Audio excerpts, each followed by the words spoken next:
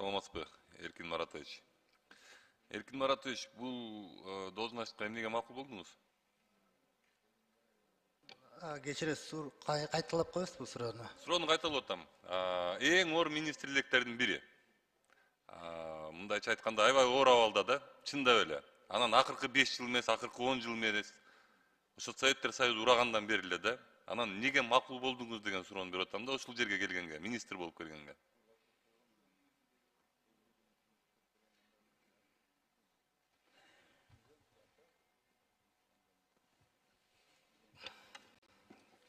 Албетте суроо кыйын. Мага бул сунуш өзүмө күтүүсүз болду. Мен бул позицияга барам деген оюм деле жок болчу. Бирок ушинтип ишенич көрсөткөндөн кийин мен ойлодум, баягы мурун кыла албай жүргөн идеяларымды кылсам мына шанс болуп атат.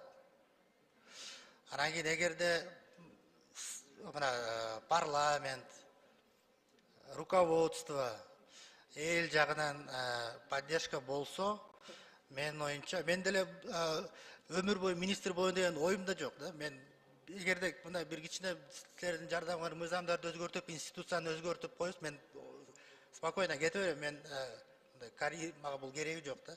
Бирок мен ойлодум, эгерде ишеним көрсөтүлгөндөн кийин аракет кылыш керек актаганга. Ошол. Рахмат. Мисалга алып келгенде, анализ берүүлөрдү билесе, частный немелерге өтүп кеткен бүт боюнча. Бирок негизги анализдерди бизде ким жасайт? Өзү эле Минздрав жасайт. Просто ошол частный клиникалар аркылуу кылат да, ошонучу анализдерди частный клиникалар. Бул деле мындай бир коррупционный схемада, мындайча айтканда. Ошол менен күрөшө аласызбы, Эркин мырза?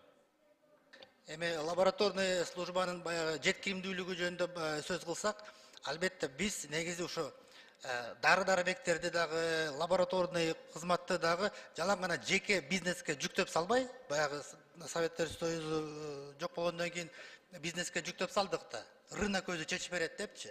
Бул туура эмес подход.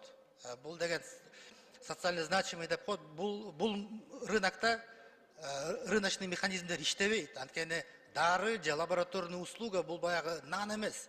Клиент тандагандайчы, бул врач жазып берсе, пациент акыркы уюн сатат да, ошо дарыны сатып алышат же ушул лабораторияга барып анализ тапшырат. Врач айтканды жасайт. Ошон үчүн албетте мамлекет, Минздрав тарабынан бул жакты регуляция кылыш керек. Кантип менин оюмча, баягы мамлекеттик лабораторияларды күчөтүш керек. Буга бүт республика боюнча мамлекеттик лабораторияларды камсыз кылыш үчүн көп деле акча кереги жок. Бир 10 миллион, 15 миллион доллардын тегерегинде. Ар бир ушу областта, ар бир райондо ошол Эркин мырза, мен аны жеке лабораторияларда кылып анализ жасай алат. Мен аны түшүнүп атам. Мен да түшүнүп атам. Сизге чейинки министрлер да түшүнгөн. Баарыбыз эле түшүнүп атабыз да. Бирок аякта акча көп болуп атпайбы? Ошол себептен баягы госко өтө албай атат да, частныйда калып калып атат. Анткени акча көп. Өзү анализ канчалык турбайт, услугасы 10 эсе ашып кетип атат. Анализдин өзүнүн баасынанчы. Ошондо болуп атат кеп. Ошол частный жерден хотя бы бир 50%-ын бери жакка чыгара аласызбы? Бизге бир аз элибизге жеңилирээк болсун деп. Ушундай болуп атат суроо. 50%, мен 100% деген жокмун даже.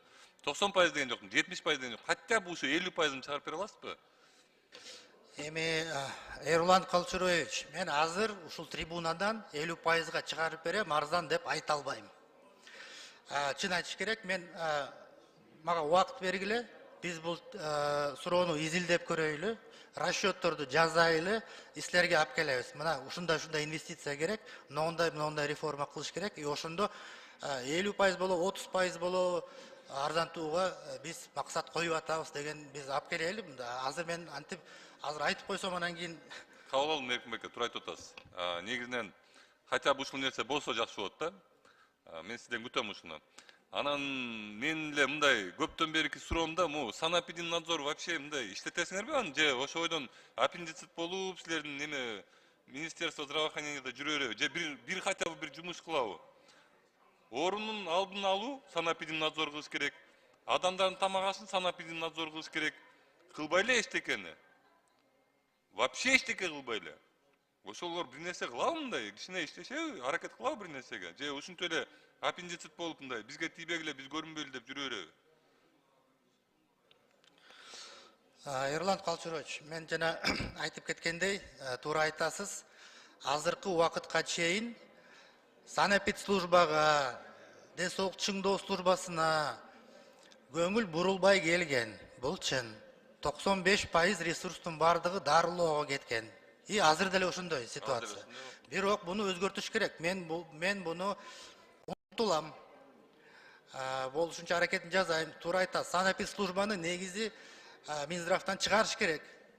Көз каранды кылыш керек санэпидслужбаны Минздрав. Анткени бул колуң санэпидслужба, бул колуң больница. Оң колуң, сол колуңду проверка кыла албайт. Анткени үстүндө бир начальник турат. Мисалы үчүн больницаларды текшерип атышат, бирок начальниги бир. Ошон үчүн муну көз каранды кылыш керек, санэпидслужбаны өнүктүрүш керек, ресурстарды бериш керек. Жанагындай мораторийден чыгарыш керек на проверку субъектов предпринимательства деген.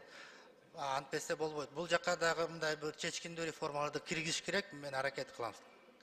Рахмат Эркин мырза. Ийгиликтерди каалайм. Чындап эле каалайм мен сизгечи. Анткени мен ойлойм бул сиз бараткан жер мындай оңой жерлерден эмес да, мен сизге чындап эле ийгилик каалайм. Рахмат.